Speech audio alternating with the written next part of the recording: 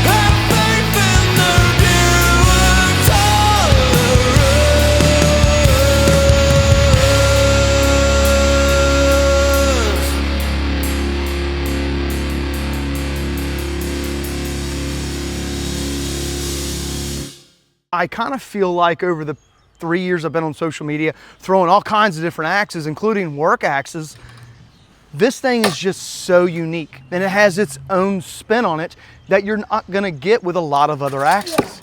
Now, I said in my first impressions and unboxing video that I thought this thing was gonna fly well, but I'll be honest with you, I was not expecting it to fly this good. This thing is a nightmare to throw. And I don't mean bad nightmare. I mean that when it hits the target, it is a nightmare. You do not have to throw this thing very hard at all to get it to hit hard and to sink deep. It was just a great throwing axe. It really was, guys. Setting up as single rotations, now you can feel the weight. You can. In your hand, you can definitely feel that it's not the lightest thing in the world. But it rotates in the air really nicely at a single rotation. It does. I had no issues trying to get like the weight over. Sometimes you'll have to kind of kick your wrist over to kind of give it a little bit more spin because of the weight. Your arm might be dragging or whatever. I didn't have issues with this at single rotations. I was able to throw it really hard in the target. I was able to be nimble.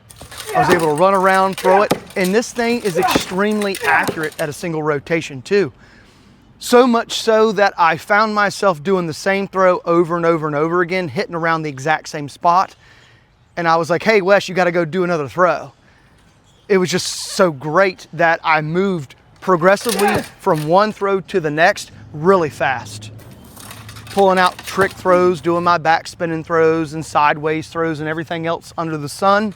This thing can do it, and it does it very well. Now let's talk about where this axe shines the most. And that's at distance, guys, double and triple rotations. This thing is awesome for distance axe throwing. It really is.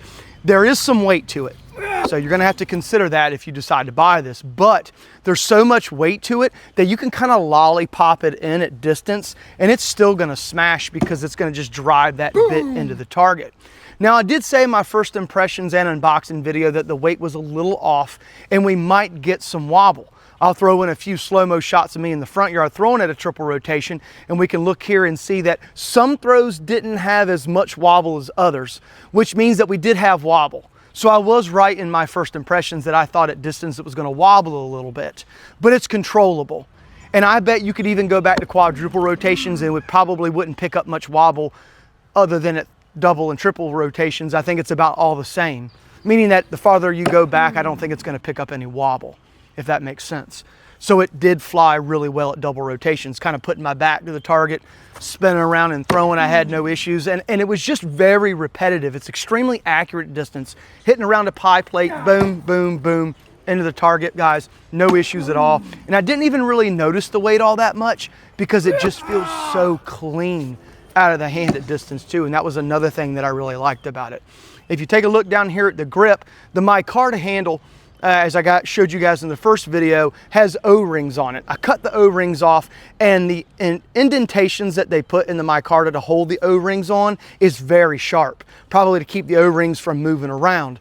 Now, what I would probably do if you wanted to use the micarta handle would probably be to just kind of take a Dremel bit and take those indentations and kind of round them over a little bit. But what I decided to do was use grip tape. And when I put the grip tape on here, guys, it just felt even better in the hand. The micarta grip panel's held up. They're not broken at all under here. And as you can see here, guys, I really didn't tear this axe up very much at all. If that's a testament to how well it flew in the air, you can see there's no markings on the actual handle here going up the handle to the axe head here. There's not really much going on with it except for the bit and the spike. It flew so well at distance. And this is what I love about these axes, hatchets, and tomahawks when I got into the Tacticool axes this year, was that I thought I might find some of the best axes I've ever thrown this year. I really did, and I'm starting to find this out. Is this one of the best axes I've ever thrown? Yep, it is. Right up there with the Model 1 Tomahawk by American Tomahawk Company. This one's right there with it. And to be honest with you, I think they both bring something different, but they're equally as good to throw, I think, in my opinion. Yeah, this one's heavier and it's gonna give you a different throwing style than the Model 1, but man, I'd love to have both of these. And I'll tell you this, I wish I had 2 or 3 of these, because I'd do something a little different to each one and make it my own and throw all 3 of them. And I will tell you guys this, if you ever hear me say, man, I want more than one of these axes, hatchets, or tomahawks, you can bet your ass that I love it. All right, guys, let's talk about edge retention and penetration with this VI axe from Tops Knives. It's awesome. Now, I did take the cheeks down a bit and I gave it my own edge profile. It's still got a convex grind on it, but it's awesome. I've been throwing this thing now for a few hours. Let me come around to the back of the camera and I'll show you guys there is nothing going on with this bit. Here we go, check it out.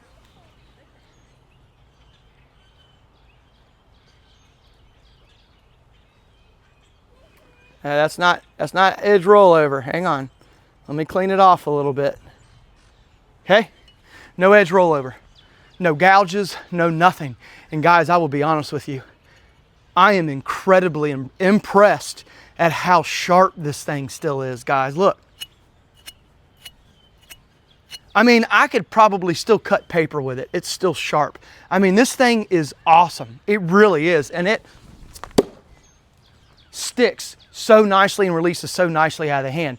Now, as far as edge penetration goes, as you can see there, gave you a single into the target there. I was sinking to about here. So we're looking at maybe 1.5 inches to 1.25 inches for slower throws, but I was getting about 1.5 inches. Sometimes I was sinking all the way up to before it turns black. So about like right in here somewhere when I was throwing it really hard.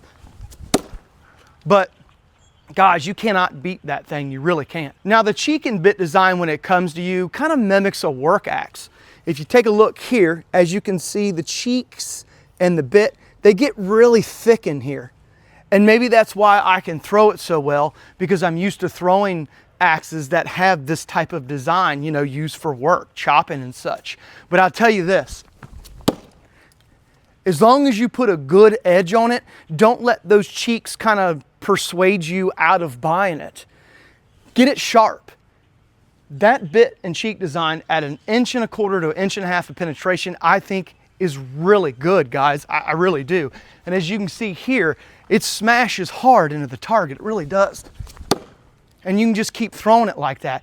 It's gonna smash, you know? And I'll be honest with you, you probably don't even have to put that great of an edge on it because it's so heavy, but you're still gonna get penetration. It's still gonna hit nicely and it's still gonna smash. So there's my information on bit and cheek design. And I can't even believe, guys, that I've got no edge rollover, no gouges. I put my own edge on it, and this thing is still really sharp. I really want to go get some paper. Get out of here, B, and see if it'll cut paper still.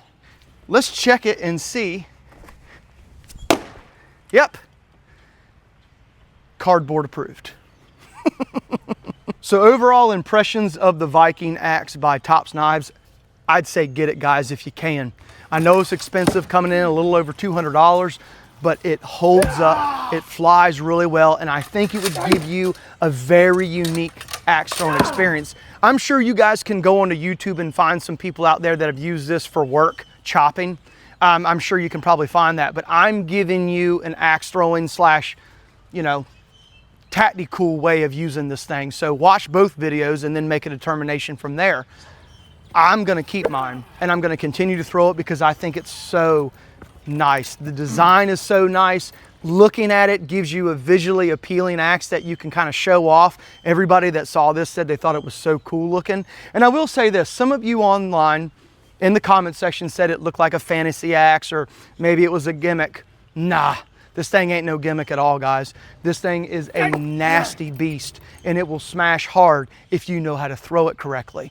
And I think anybody could get this for a single rotation, I really do, but man, this thing is just, oh my gosh, guys, I want to take this thing and just sling it, and it feels really good out of the hand, so there is that. Let me know what you guys think of the VI axe by Tops Knives, if it's something that you would be interested in buying or not. Let me know in the comment section if you own one, if you use it for work, or if you throw it. I'm interested in knowing that too, but I'm telling you guys, you cannot go wrong if you have the money. It's going to do really well for you, it really will.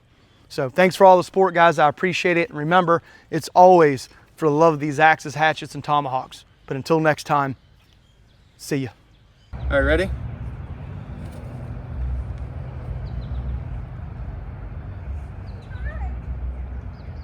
I'm not supposed to throw it.